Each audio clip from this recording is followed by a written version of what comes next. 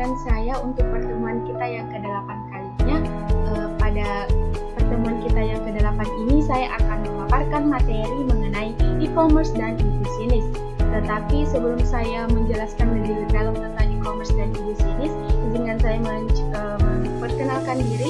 Perkenalkan, nama saya Nirwana, nomor induk mahasiswa 200209500029, Prodi Pendidikan Teknik Informatika dan Komputer kelas F, Fakultas Teknik Universitas Negeri Makassar. Baiklah, selanjutnya kita masuk pada pokok pembahasan yang akan kita bahas pada hari ini. Yang pertama yaitu e-commerce, yang kedua yaitu e-business, yang ketiga yaitu dampak positif dan negatif, yang keempat yaitu perbedaan e-commerce dan e-business.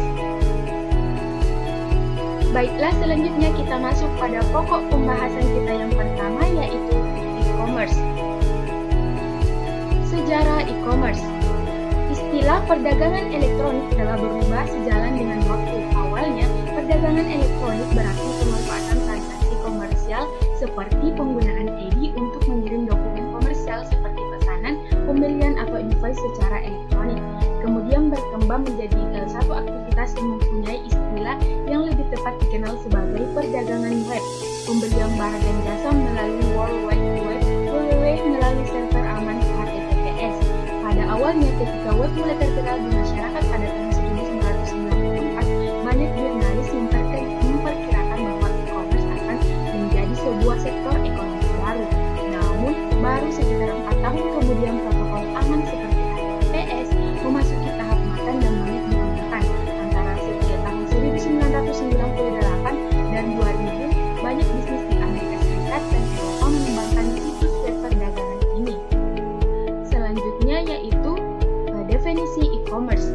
E-commerce adalah suatu set dinamis teknologi, aplikasi, dan proses bisnis yang menghubungkan perusahaan, konsumen, dan komunitas tertentu melalui transaksi elektronik dan perdagangan barang, pelayanan dan informasi yang dilakukan secara elektronik. Contohnya seperti Amazon.com, website yang menjual berbagai kebutuhan rumah tangga sampai hiburan. Yang kedua yaitu Dell.com, website milik Dell untuk memasarkan barang-barang produksinya. Selanjutnya yaitu istilah-istilah dalam e-commerce. Digital atau electronic cash atau e-cash merupakan beberapa pola atau metode yang memungkinkan seseorang untuk membeli barang atau jasa dengan cara mengirimkan nomor dari satu komputer ke komputer yang lain. Salah satu kelebihan yang dibawa oleh digital cash adalah sifatnya yang anonymous dan dapat dipakai ulang seperti uang cash biasa. Selanjutnya yaitu digital money. Digital money adalah terminologi global untuk berbagai e-cash dan mekanisme pembayaran elektronik internet seperti Yahoo Transaction _clearing, digital _money, dan companies. Selanjutnya yaitu disintermediation adalah proses untuk memotong jalur perantara kira-kira pada saat perusahaan yang berbasiskan web membebas kanal retail tradisional dan menjual secara mail order akan kehilangan pekerjaan. Selanjutnya yaitu electronic cash. Pada saat ini sedang diuji coba oleh Fiverr-Cash, sistem cek elektronik seperti PayNow akan mengambil uang dari akun cek di bank ke pelanggan untuk membayar pump atau telepon. Selanjutnya yaitu electronic wallet. Pola pembayaran seperti Fiverr-Cash, internet wallet akan menyimpan nomor kartu kredit Anda di hard disk dan Anda dalam bentuk mengekripsi dan yang aman. Selanjutnya yaitu extranet. Extranet adalah sebuah kelanjutan dari intranet. Perusahaan yang mengaitkan jaringan internet satu perusahaan dengan jaringan internal supplier mereka maupun pelanggan mereka. Selanjutnya micropayment. Transaksi dalam jumlah kecil antara beberapa ratus rupiah hingga puluhan ribu rupiah, misalnya untuk mengambil atau mengakses grafik, game maupun informasi. Selanjutnya yaitu ruang lingkup e-commerce. Yang pertama yaitu teknologi. Kontributor terbesar yang memungkinkan terjadinya e-commerce adalah teknologi informasi. Dalam hal ini, perkembangan pesat teknologi komputer dan telekomunikasi tidak dapat dipungkiri bahwa arena jual beli di dunia maya terbentuk karena terhubungnya berjuta-juta komputer ke dalam sebuah jaringan raksasa atau internet. Dari sisi ini, e-commerce dapat dipandang sebagai sebuah prosedur atau mekanisme berdagang jual beli di internet di mana pembeli dan penjual dipertemukan di sebuah dunia maya yang terdiri dari komputer. Yang kedua yaitu marketing dan new customer acquisition. Dari segi pemasaran, e-commerce sering dilihat sebagai sebuah kanal atau cara baru untuk berhubungan dengan pelanggan. Melalui e-commerce, jangkauan sebuah perusahaan menjadi semakin luas karena yang bersangkutan dapat memasarkan produk dan jasanya ke seluruh dunia tanpa memperhatikan batasan-batasan geografis. Ekonomi e-commerce merupakan sebuah pemicu terbentuknya prinsip ekonomi baru yang lebih dikenal dengan ekonomi digital atau digital ekonomi. Di dalam konsep ekonomi ini, semua sumber daya yang dapat digitalisasikan menjadi tak terbatas jumlahnya, bukan merupakan scarce of resource dan berpotensi menjadi public goods yang dapat dimiliki oleh siapa saja dengan bebas. Selanjutnya yaitu electronic market. Di satu sisi yang lain, banyak orang melihat e-commerce sebagai sebuah mekanisme hubungan secara elektronis antara satu entiti dan entiti lainnya. Dengan adanya e-commerce, maka dua buah divisi dapat bekerja sama secara efisien melalui pertukaran data elektronik, demikian juga antara dua buah kelompok berbeda. Selanjutnya yaitu service infrastruktur. Konsep e-commerce ternyata tidak hanya membuahkan mekanisme transaksi jual beli semata, namun ternyata banyak sekali jasa-jasa baru yang diperlukan sebagai sarana pendukung aktivitas jual beli produk tersebut. Katakanlah jasa dari institusi keuangan untuk menawarkan cara pembayaran secara elektronik, jasa dari sumber aplikasi yang menawarkan cara melakukan transaksi secara aman atau secure, jasa dari ISP Internet Service Provider yang menawarkan cara mengakses internet dengan cepat dan mudah. Selanjutnya yaitu jasa perusahaan hosting yang menawarkan perangkat penyimpan data maupun situs perusahaan yang bersangkutan dan lain-lain. Selanjutnya yaitu legal privacy and public policy. Sisi terakhir dalam melihat e-commerce adalah mencoba memandangnya dari unsur-unsur semacam hukum, peraturan, kebijakan, proses dan prosedur yang diberlakukan. Secara tidak langsung terlihat bahwa interaksi perdagangan elektronik yang telah mengikis batas-batas ruang dan waktu mau tidak mau mendatangkan tantangan baru pemerintah dan masyarakat dalam mencoba membuat regulasi tertentu agar di suatu pihak berbentuk di lingkungan bisnis yang kondusif, sementara di pihak lain hak-hak individu maupun masyarakat dapat terjaga dengan baik. Selanjutnya yaitu hambatan e-commerce. Yang pertama yaitu adanya penipuan dengan cara pencurian identitas dan membohongi pelanggan. Yang kedua, hukum yang kurang berkembang dalam bidang e-commerce ini. Selanjutnya yaitu kemampuan e-commerce. Yang pertama yaitu otomatisasi. Adalah proses otomatisasi yang menggantikan proses manual. Integrasi, proses yang terintegrasi yang akan meningkatkan efisiensi dan efektivitas proses. Publikasi, memberikan jasa promosi dan komunikasi atas produk dan jasa yang dipasarkan secara elektronik. Interaksi, pertukaran data atau informasi antar berbagai pihak yang akan meminimalkan human error.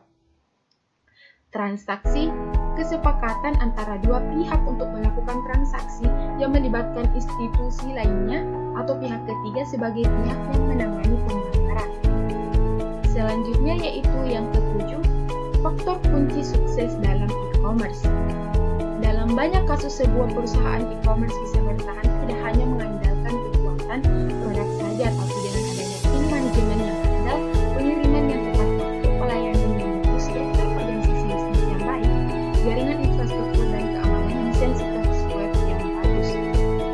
Beberapa faktor yang termasuk yang pertama yaitu menyediakan harga kompetitif, menyediakan jasa pembelian yang tangkap, cepat dan ramah, menyediakan informasi barang dan jasa yang lengkap dan jelas, menyediakan banyak bonus seperti kupon, penawaran istimewa dan diskon, memberikan perhatian khusus seperti usulan pembelian, menyediakan rasa komunitas untuk berdiskusi, masukan dari pelanggan dan lain-lain, mempermudah kegiatan perdagangan. Selanjutnya, yang kedelapan yaitu aplikasi e-commerce. Beberapa pertama email dan messaging. Yang kedua content management system. Ketiga dokumen, spreadsheet, database. Keempat accounting dan sistem keuangan. Kelima informasi pengiriman dan pemesanan. Keenam pelaporan informasi dari klien dan enterprise. Ketujuh sistem pembayaran domestik dan internasional. Kedelapan withdraw. Kesembilan online shopping. Kesepuluh conferencing dan kesebelas accountability. Selanjutnya yaitu Undang-Undang E-commerce. Pasal 1 Undang-Undang PK 1999 mengatur mengenai perlindungan konsumen. Namun pada kenyataannya Undang-Undang PK 1999 belum sepenuhnya mengatur mengenai transaksi elektronik. Hanya beberapa pasal saja yang dapat dipergunakan dalam transaksi elektronik. Hal tersebutlah yang membuat masih kurangnya perlindungan bagi konsumen yang melakukan transaksi elektronik. Di dalam KUH Perdata sendiri terdapat beberapa pasal yang lazim digunakan dalam transaksi elektronik, yaitu pasal 1338 JO pasal 1320 KUH Perdata yang mengatur mengenai kebebasan berkontrak dan syarat sahnya perjanjian. Dalam menyelesaikan masalah yang menyangkut dengan penyelesaian sengketa dalam kasus-kasus di Indonesia dikenal dua forum, yaitu litigasi dan non-litigasi. Litigasi adalah forum litigasi melalui jalur pengadilan. Sedangkan non-litigasi adalah mengedepankan konsep dengan jalan musyawarah dan dalam menyelesaikan sengketa antara para pihak. Di Indonesia telah ada peraturan mengenai cara tersebut, yaitu Undang-Undang Nomor 30 Tahun 1999 tentang arbitrase dan alternatif penyelesaian sengketa. Selanjutnya kita masuk pada pokok pembahasan yang kedua, yaitu e-business. Yang pertama yaitu sejarah e-business. E-business kerap didefinisikan sebagai aktivitas yang berkaitan secara langsung maupun tidak langsung dengan proses pertukaran barang atau jasa dengan memanfaatkan internet sebagai medium komunikasi dan transaksi. Banyak definisi dari e-business maupun sejarah dari e-business. Tetapi intinya adalah jika praktisi bisnis melihat adanya sumber daya fisik atau proses bisnis yang saat ini dapat digitalisasikan, maka disitulah kesempatan konsep e-business dapat diimplementasikan. Syarat utama yang harus dipenuhi oleh sebuah perusahaan yang ingin mengimplementasikan konsep e-business adalah bahwa manajemen perusahaan benar-benar memahami filosofi dasar dari konsep e-business atau bukan sekedar ikut-ikutan atau latar belakang. Setelah itu, barulah dua hal penting yang harus dimiliki masing-masing adalah kemauan dan juga kemampuan.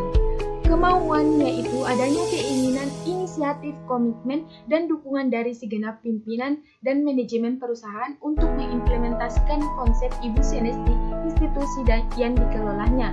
Sedangkan kemampuan yaitu perusahaan memiliki sumber daya yang cukup untuk mewujudkan kemauan tersebut, seperti sumber daya manusia dengan kompetensi dan keahlian yang dibutuhkan, dukungan finansial yang memadai, dan lain-lain.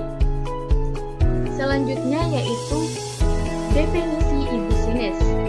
E-business adalah kegiatan bisnis yang dilakukan secara otomatis dan semi-otomatis dengan menggunakan sistem informasi komputer.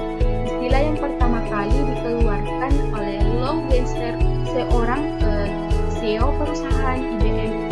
Ini sekarang merupakan bentuk kegiatan bisnis yang dilakukan dengan menggunakan teknologi internet. Dalam hal ini, e-dagang lebih merupakan bagian dari e-bisnis, sementara e-bisnis meliputi segala macam fungsi dan kegiatan bisnis menggunakan data elektronik termasuk pemasaran internet dan e-pemasaran. E-bisnis memberikan kemungkinan untuk pertukaran data di antara satu perusahaan dengan perusahaan yang lain, baik lewat web, internet, intranet, extranet, atau kombinasi di antaranya. Selanjutnya yaitu manfaat e-business. Yang pertama, pasar global internet yang mengenal batas, baik budaya maupun wilayah. Semakin banyak orang menggunakan internet untuk mendapatkan informasi atau belanja online. Yang kedua yaitu mobilitas. Selama Anda memiliki koneksi internet, Anda dapat mengoperasikan bisnis Anda dari manapun. Anda bisa mengelolanya dari ruang tidur Anda, dari ruang tamu, terserah Anda. Anda bahkan masih bisa mengoperasikan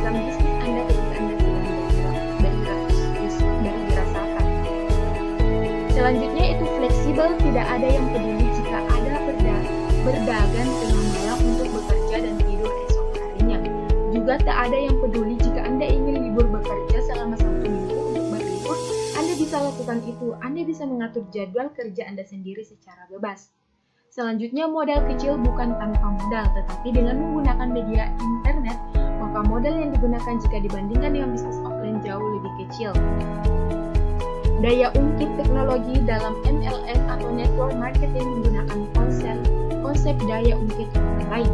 Tapi dalam dunia internet Anda bisa menggunakan daya ungkit teknologi. Beberapa software akan membantu Anda untuk mengotomatisasikan tugas Anda. Ini akan menghemat waktu Anda. Selanjutnya yaitu minim biaya rutin. Tidak banyak biaya rutin yang harus Anda keluarkan untuk biaya bisnis online. Biasanya hanya sekedar untuk biaya sewa hosting dan biaya domain yang biaya per tahunnya biasa tidak sampai Rp500.000. Tidak seperti bisnis offline yang memerlukan biaya sewa bangunan, gaji pegawai dan sebagainya yang besar. Selanjutnya yaitu kewirausahaan Anda adalah seorang bos. Semua keputusan Anda ada di tangan Anda. Yang keempat yaitu ukuran keberhasilan e-business. Jelas, e-business harus dapat paling tidak melakukan kedua hal di bawah ini. Yang pertama yaitu seberapa tinggi potensi penambahan revenue atau pendapatan perusahaan baik secara langsung maupun tidak langsung yang didapat pada saat konsep e-business diimplementasikan. Yang kedua yaitu seberapa tinggi potensi pengurangan cash atau biaya yang dapat dilakukan baik secara langsung maupun tidak langsung yang didapat pada saat konsep e-business diterapkan. Kedua hal tersebut adalah hal minimum yang harus didelivery oleh e-business kepada perusahaan agar dapat secara nyata meningkatkan tingkat profitabilitas sesuai dengan rumus sederhana profit, reference, atau cost.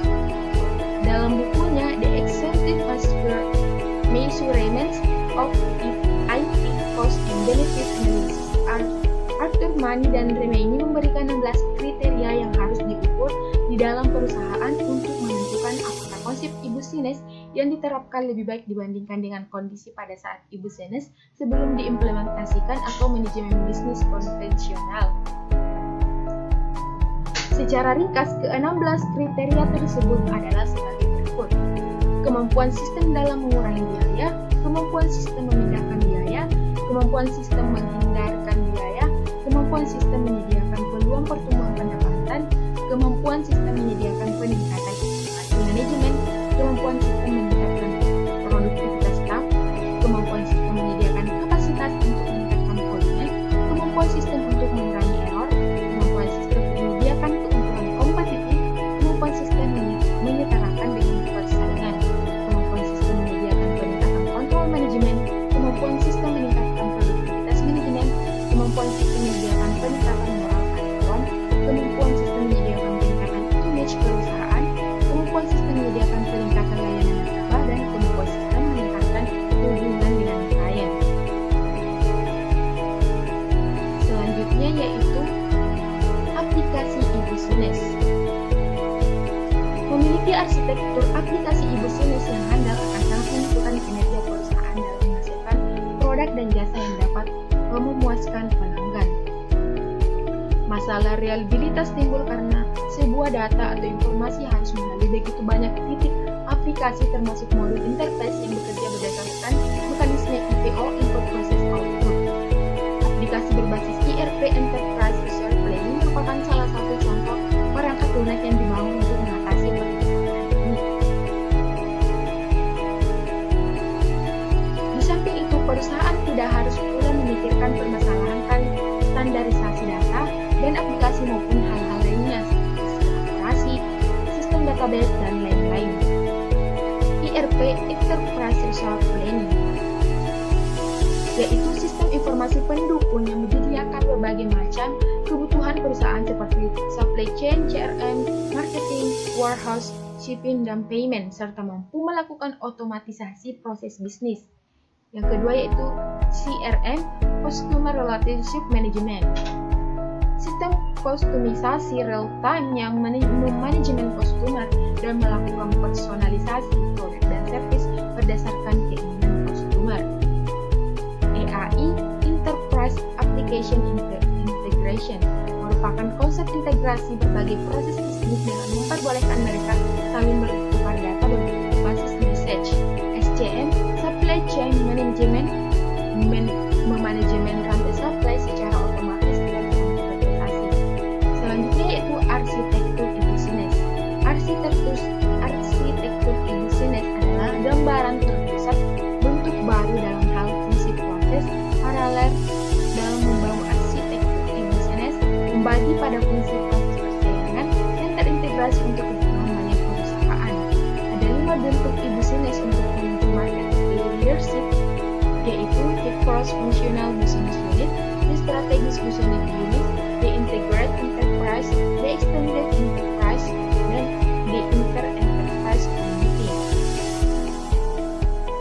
Selanjutnya yaitu yang ketujuh, desain e-business. Yang pertama, cross-functional business unit atau persilangan unit fungsi bisnis. Di dalam menuju tujuan organisasi pada bentuk produksi yang dapat dipercayai, konsisten, kualitas produk dan servis dengan biaya yang memungkinkan. Di strategis business unit, perusahaan pada bentuk ketiga fokus pada reduksi biaya dan efisiensi. Di integrated enterprise atau integrasi perusahaan, yaitu perusahaan mengalami perpindahan ke bentuk dua konsentrasi pada pelayanan pelanggan dengan proses end-to-end. Baiklah, itulah tadi materi yang sempat saya bawakan mengenai e-commerce dan e-business. Kurang dan lebihnya mohon dimaafkan, segala kelebihan itu datangnya dari Allah dan segala kekurangan